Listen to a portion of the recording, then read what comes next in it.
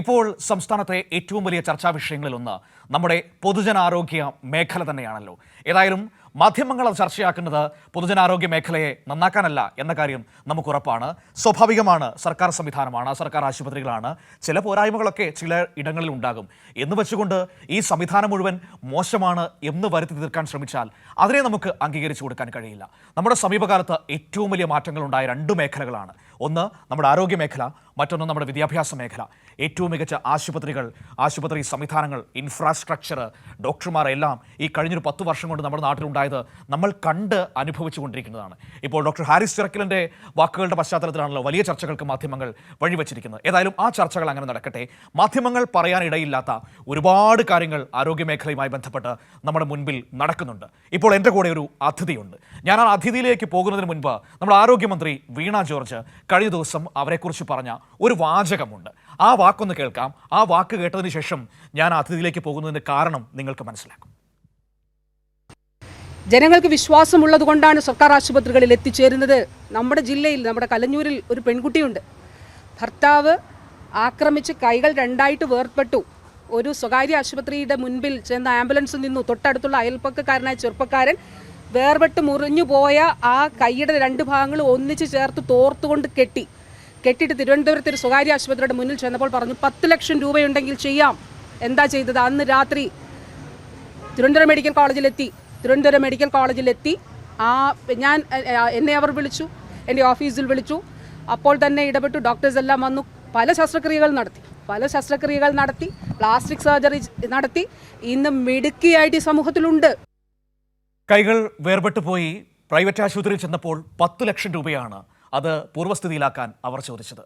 ആ കുട്ടിക്ക് മികവിൻ്റെ ചികിത്സയൊരുക്കിയത് തിരുവനന്തപുരത്ത് മെഡിക്കൽ കോളേജായിരുന്നു, നമ്മുടെ സർക്കാർ ആശുപത്രിയായിരുന്നു. ആ കുട്ടിയുടെ പേര് വിദ്യ എന്നാണ്. വീട് പത്തനംതിട്ട കോന്നിക്ക് സമീപം കലഞ്ഞൂരിലാണ്. ആ വിദ്യയാണ് ഇപ്പോൾ നമ്മുടെ കൂടെ ചേരാൻ പോകുന്നത്. അതിനു മുൻപ് വിദ്യയെപ്പറ്റി ഒന്ന് പറയാം. വീണ ജോർജ് പറഞ്ഞ വിദ്യ ആത്മവിശ്വാസത്തിൻ്റെ പ്രതീകം കൂടിയാണ്. ജീവിതത്തിലുണ്ടായ ദൗർഭാഗ്യകരമായ സംഭവത്തെ ആത്മവിശ്വാസത്തോടെ മറികടന്ന് ഇന്ന് അഭിമാനത്തോടെ ജീവിക്കുകയാണ്. അതിന് വിദ്യയെ സഹായിച്ചത് പിണറായി സർക്കാരാണ്. പിണറായി സർക്കാരിൻ്റെ ആരോഗ്യരംഗത്തെ മികവാണ്. മികച്ച ചികിത്സ മാത്രമല്ല ഉറപ്പാക്കിയത്, നല്ലൊരു ജോലിയും വിദ്യയ്ക്ക് സർക്കാർ സമ്മാനിച്ചു. സുജു ടി ബാബു പത്തനംതിട്ടയിൽ നിന്ന് എന്നോടൊപ്പം ചേരുകയാണ്. ദാ വിദ്യയും കാണാം. Suju, good morning. ഞാൻ ഒന്നും പറയുന്നില്ല, സുജുവിന് വിദ്യയോട് സംസാരിക്കാം. വിദ്യ ലോകത്തോട് പറയട്ടെ, കേരളത്തിൻ്റെ ആരോഗ്യ മേഖലയുടെ മികവെന്താണ്?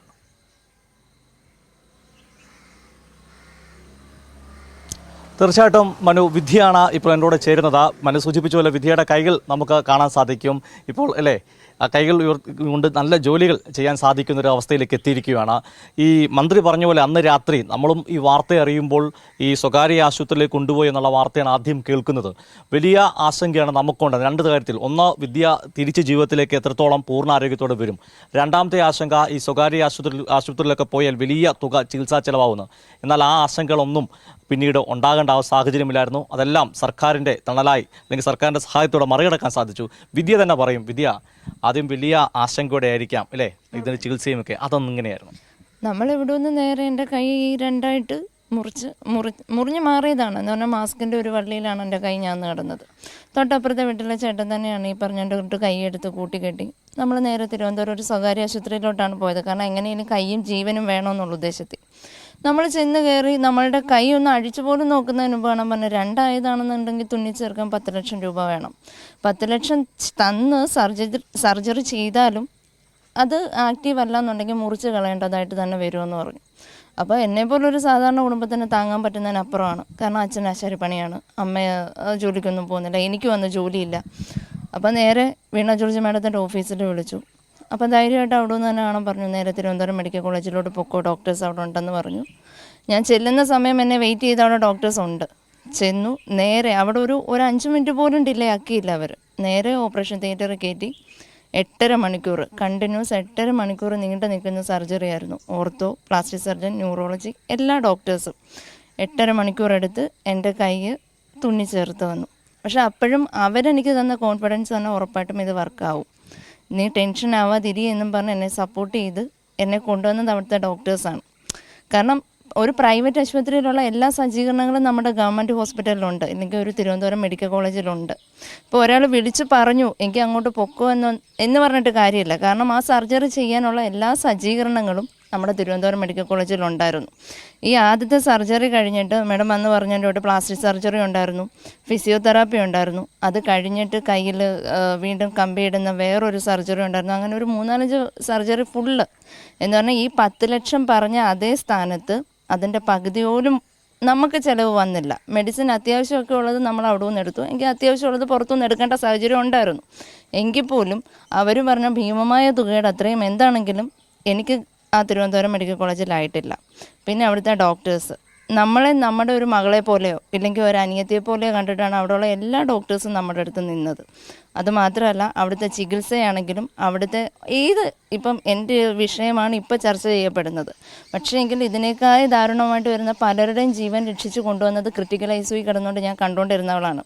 എന്ന് പറഞ്ഞാൽ പല പ്രൈവറ്റ് ഹോസ്പിറ്റലിലും ഡയാലിസിസിൽ വരെ പാളിച്ച് പറ്റിയ കേസുകൾ ആ ക്രിട്ടിക്കൽ ഞാൻ കിടന്നപ്പോൾ കണ്ടതാണ്. കാരണം അവരെയൊക്കെ സേഫായിട്ട് കൊണ്ടുവരുന്ന ഒരു സാഹചര്യം തിരുവനന്തപുരം മെഡിക്കൽ കോളേജിലുണ്ട്. ഞാൻ അവിടെയായിരുന്നു, എൻ്റെ എല്ലാ സർജറിയും തിരുവനന്തപുരം മെഡിക്കൽ കോളേജിൽ തന്നെയായിരുന്നു ചെയ്തിരുന്നത്.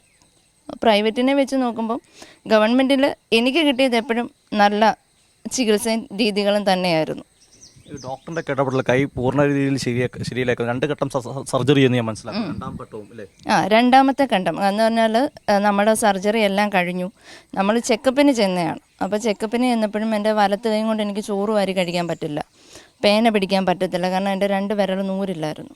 അപ്പോൾ ഡോക്ടർ തന്നെയാണ് പറഞ്ഞത്, വിദ്യ നിൻ്റെ കൈ നിനക്ക് തന്നെ സ്വയം എന്ന് പറഞ്ഞാൽ ആരുടെയും സപ്പോർട്ടില്ലാതെ നിനക്ക് സ്വയം ചോറ് വാരി കഴിക്കാനും നിനക്ക് എഴുതാനുമുള്ള രീതിയിൽ നിൻ്റെ കൈ ഞാൻ ആക്കിത്തരാം എന്ന് പറഞ്ഞാൽ ഡോക്ടറിൻ്റെ സ്വന്തം റിസ്ക്കിലാണ് എൻ്റെ വലത്തെ കൈയുടെ സർജറി ചെയ്തത്. ഒരു പക്ഷേ അത് ചെയ്തതുകൊണ്ടായിരിക്കാം ആരുടെ ഒരു പരസഹായം ഇല്ലാതെ എനിക്ക് എൻ്റെ കാര്യങ്ങളല്ല എൻ്റെ കൈകൾ കൊണ്ട് തന്നെ എനിക്ക് ചെയ്യാൻ പറ്റുന്നുണ്ട്. വിദ്യയോടുള്ള കരുതൽ സർക്കാരിൻ്റെ അവിടം കൊണ്ടും അവസാനിക്കുന്നില്ല. വനിതാ ശിശു വികസന കോർപ്പറേഷൻ്റെ പത്തനംതിട്ടയിലെ ഹോസ്റ്റൽ 2 കാര്യമുണ്ട്. വിദ്യയ്ക്ക് ജോലി മാത്രമല്ല, പത്തനംതിട്ടയിലും നിരവധി സ്ത്രീകൾക്ക് തണലായി മാറുകയാണ് അത്തരമൊരു ഹോസ്റ്റൽ. അപ്പോൾ വിദ്യ ഹോസ്റ്റലിലേക്ക് ജോലി കിട്ടും, വാർഡനായി ജോലി കിട്ടും, അതോടെ പറയും. അത് ഈ പറഞ്ഞതിൻ്റെ കൂടെ സർജറിയൊക്കെ കഴിഞ്ഞിട്ട് പ്രത്യേകിച്ച് ജോലിയില്ല എന്ന് പറഞ്ഞാൽ നമ്മളുടെ ഈ കൈ കൊണ്ട് ചെയ്യാൻ പറ്റുന്ന ജോലിയും കാര്യങ്ങളും ഒന്നും ഈ പറഞ്ഞതിൻ്റെ കൂടെ പ്രൈവറ്റിൽ കിട്ടില്ല. അങ്ങനെയാണ് വീണ ജോർജ് മാഡത്തെ കണ്ടു, സംസാരിച്ചു. വനിതാ വികസന കോർപ്പറേഷൻ്റെ കീഴിലുള്ള ജോലി ശരിയാക്കി തന്നു. ഇപ്പോൾ ഒരു 5 മാസം കൊണ്ട് അവിടുത്തെ അസിസ്റ്റൻ്റ് വാർഡനായിട്ട് ജോലി ചെയ്യുന്നു. മന്ത്രി എപ്പോഴും ഒരു നമുക്ക് വേണ്ടിയ തരത്തിലുള്ള ഇടപെടൽ നടത്താൻ കൃത്യമായി നോക്കുന്നുണ്ട്, കാര്യങ്ങൾ തുടർന്നും അന്വേഷിക്കുന്നുണ്ട് അല്ലേ? ഉറപ്പായിട്ടും. അന്ന് തന്നെ ഞാൻ ഹോസ്പിറ്റലിൽ കിടന്ന 3-ാമത്തെ ദിവസം തന്നെ ഹോസ്പിറ്റലിൽ വന്ന് കണ്ടു. അത് കഴിഞ്ഞ് അന്ന് മുതൽ എന്ന് പറഞ്ഞാൽ ആ ഹോസ്പിറ്റലിൽ വിളിച്ച് ഇടപെട്ട അന്ന് മുതൽ ഇന്ന് ഈ നിമിഷം വരെയും ഏത് കാര്യത്തിനും മേഡം എനിക്ക് സപ്പോർട്ടായിട്ടാണ് നിന്നിട്ടുള്ളത്. അതുകൊണ്ടായിരിക്കാം ഇപ്പം ഫേസ്ബുക്കിൽ ഈ ബൈറ്റ് കണ്ടപ്പം മന്ത്രിയുടെ ഇത് വിദ്യയെപ്പറ്റി പറയുന്നത് കണ്ടപ്പം വിദ്യ അതിൽ കമൻറ്റ് ചെയ്യും, ഞാനാണ് ആ വിദ്യ അല്ലേ, ആത്മവിശ്വാസത്തോടെ. കാരണം ലോകത്തോട് ഇത് പറയേണ്ടതായ ഒരു ആവശ്യമുണ്ട്. ഉറപ്പായിട്ടും അത് എൻ്റെ ആവശ്യമാണ്. കാരണം നമ്മളെ മനസ്സിലാക്കുന്ന ഒരു സർക്കാരാണ്, നമുക്ക് വേണ്ടി ഇടപെടുന്ന ഒരു സർക്കാരാണ്. അപ്പോൾ ഉറപ്പായിട്ടും മേഡത്തെ ഞാൻ മന്ത്രി എന്നുള്ള നിലയിൽ അതിനേക്കാൾ ഉപരി പുള്ളിക്കാരി ചെയ്യുന്നത് വളരെ നല്ല കാര്യങ്ങളാണ്. അപ്പോൾ അതിനെയും വീണ്ടും അടിച്ചമർത്തക്ക രീതിയിലുള്ള കമൻറ്റ് അതിൽ വന്നപ്പോഴാണ് ഞാൻ അതിനെതിരെ പ്രതികരിച്ചത്. കാരണം അവർ കാണാൻ പറയുന്നത് അങ്ങനെയൊന്നും ഇല്ല, അങ്ങനെ ഒരു സംഭവം ഇല്ലാത്ത രീതിയിലാണ് അവർ പറയുന്നത്. അപ്പോൾ സ്വാഭാവികമായിട്ടും അത് അനുഭവിച്ച് എനിക്കറിയാം. അതുകൊണ്ടാണ് അതിൻ്റെ ഇടയിൽ വന്ന് ഞാൻ കമൻറ്റ് ചെയ്തതും. അത് ഞാനാണ് ആ വിദ്യ. നിങ്ങളെപ്പോലുള്ള ഭരണാധികാരികൾ ഇനിയും വേണം. Thank you so much ma'am എന്നാണെന്ന് തോന്നുന്നു ഞാനന്ന് യൂട്യൂബിൽ ആ ന്യൂസ് കണ്ടപ്പോൾ ഞാൻ എഴുതിയിരുന്നത്.